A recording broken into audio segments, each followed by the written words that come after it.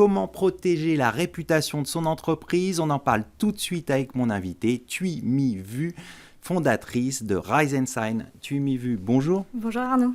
Nous allons explorer ensemble les enjeux de la protection de la réputation de l'entreprise et aussi celle de leurs dirigeants. Tout d'abord, un point qui me semble important, c'est la mobilisation de tous les services d'une entreprise au service de la protection de la réputation de l'entreprise. Alors, comment ces différents services peuvent-ils collaborer ensemble pour protéger la réputation de l'entreprise ?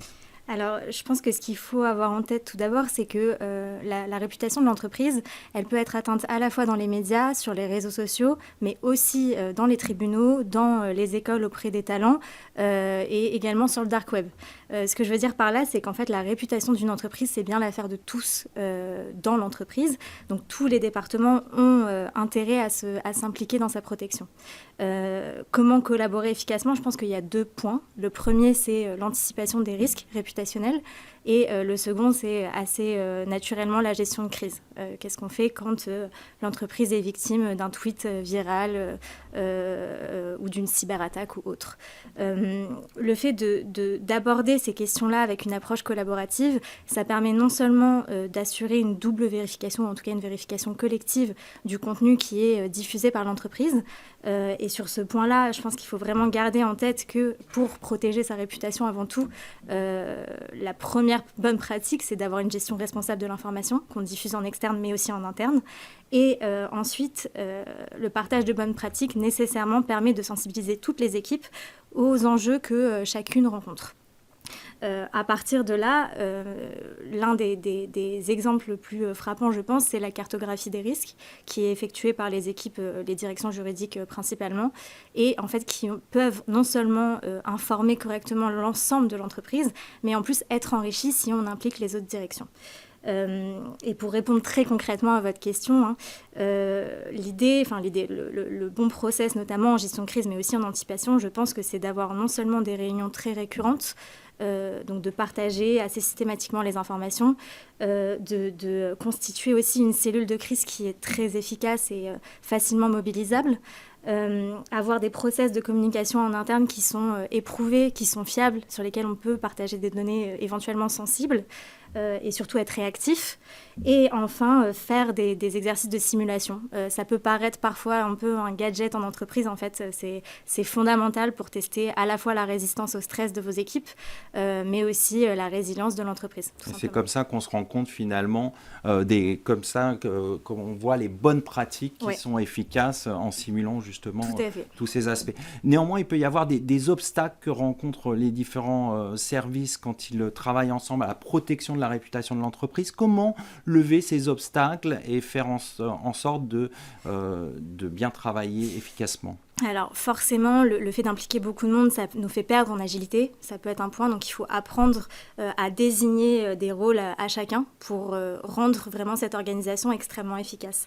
Il ne faut pas être paralysé par l'intermédiarisation, par la multiplication des systèmes de validation. Je pense que c'est pour ça que là, la simulation est importante en réalité.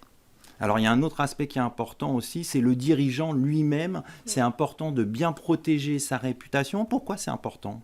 En fait, alors aujourd'hui, mais c'était déjà valable avant, le dirigeant ou la dirigeante est un représentant, un ambassadeur de l'entreprise dans les médias, mais aussi sur les réseaux sociaux. C'est d'autant plus vrai aujourd'hui avec LinkedIn ou Instagram où on peut se raconter, on peut revenir sur une aventure entrepreneuriale, on peut porter des convictions fortes.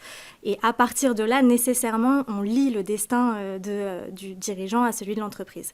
Il devient une cible pour des concurrents, pour des activistes ou autres, qui voudraient dégrader à la fois son image, mais aussi l'activité de l'entreprise.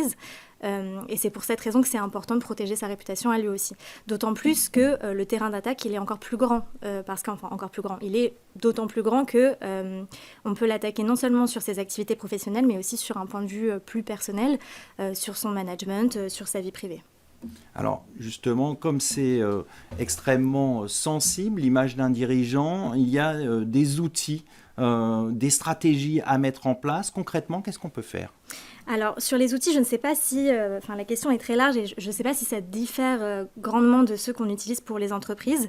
Ce que je peux vous dire, c'est que sur la stratégie, on peut adapter évidemment la stratégie globale de communication aux aspirations du dirigeant. Tout le monde n'a pas forcément envie de porter un message dans absolument tous les médias. Et pour ça, ça nécessite donc un accord complet et une posture validée avec le dirigeant, mais aussi beaucoup de média training, un travail éditorial conséquent.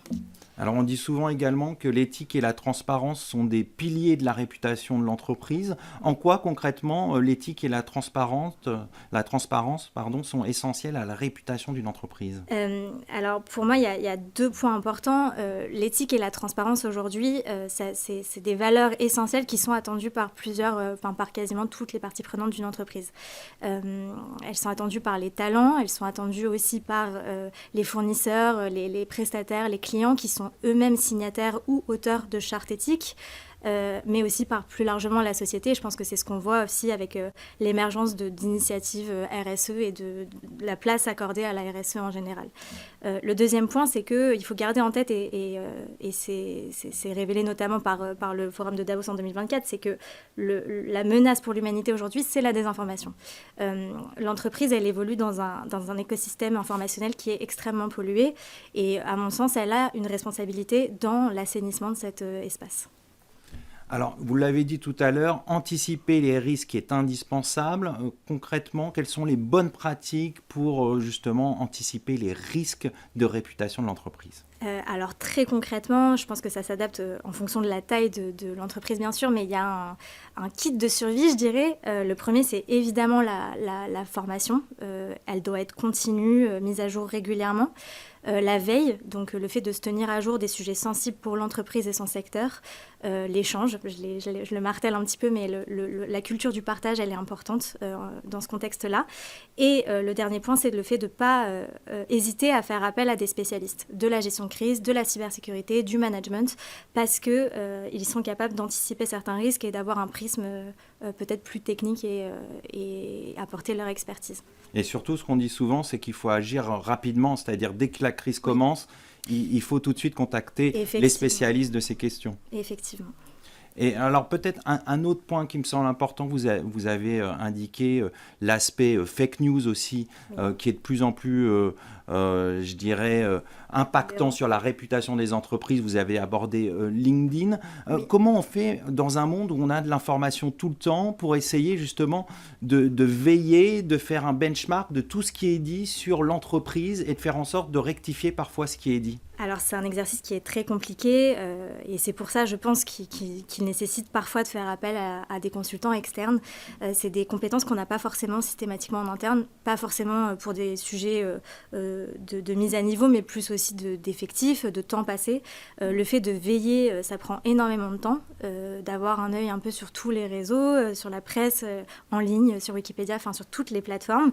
Et donc je pense qu'un moyen efficace, c'est quand même de s'entourer d'outils et d'humains pour assurer cette veille et une analyse pertinente de la matière. Et en ce qui concerne la réponse, je pense que malheureusement, c'est là qu'on rentre dans la crise, c'est un peu du cas par cas. Je pense que dans un temps donné, l'entreprise parfois rencontre des fake news mais ne peut pas y répondre comme elle le veut pour des raisons diplomatiques, économiques ou autres. Et dans ces cas-là, ça nécessite justement de mobiliser tous les outils que je viens de citer. Ce sera le mot de la fin. Merci Tuumi Vu. Je rappelle Merci que vous êtes fondatrice de Rise and Shine. Merci. Tout de suite, l'émission continue. On va parler de la faute lucrative.